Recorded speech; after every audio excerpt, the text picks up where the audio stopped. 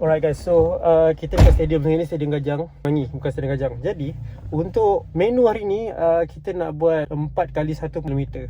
Cukup ke? The fastest, not the fastest lah. Kita try untuk maintain 455, 450. Marilah kita siap-siap. Ini kita akan buat the fastest, not the fastest lah. But then kita tengok dulu macam mana.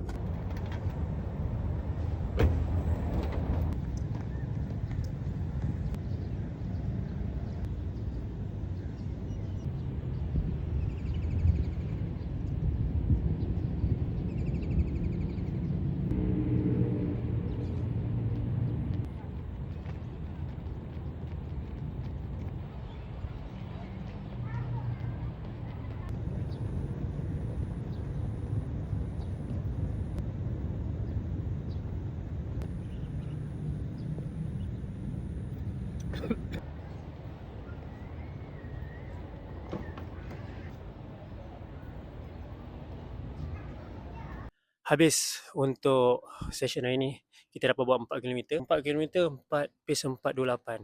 Tak expect langsung sebab target 445 je. Maintain 445 untuk 4 set 1 km. Ini bagi session memang terbaik gila. Sekarang ni kita nak fokus on mana kita nak lebihkan lagi untuk dapatkan that 10 km. Apa goals aku untuk Osaka 2028? Apa goals aku untuk Osaka 2026 ni? Aku punya goals adalah kalau boleh dapat 65 minit sub 65 or sub 60. But then depends on harian aku juga. Aku kena training.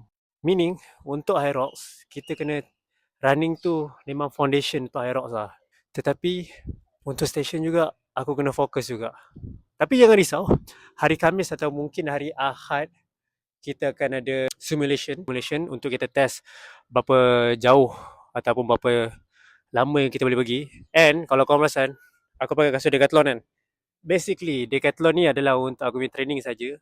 Kasut race aku mungkin pakai kasut lain. Mungkin malam ni kita ada lifting session. Kita try untuk build upkan balik muscle strength, kaki lower strength kita. Dan juga macam kita kena banyakkan back workout juga lah. It depends on aku punya program sekarang ni. Sebab program sekarang dekat phone, aku record guna phone. Okay, bye bye. Let's go. Ni creatine sebenarnya tau, masa je saya. Tapi aku buat sebagai pre-workout.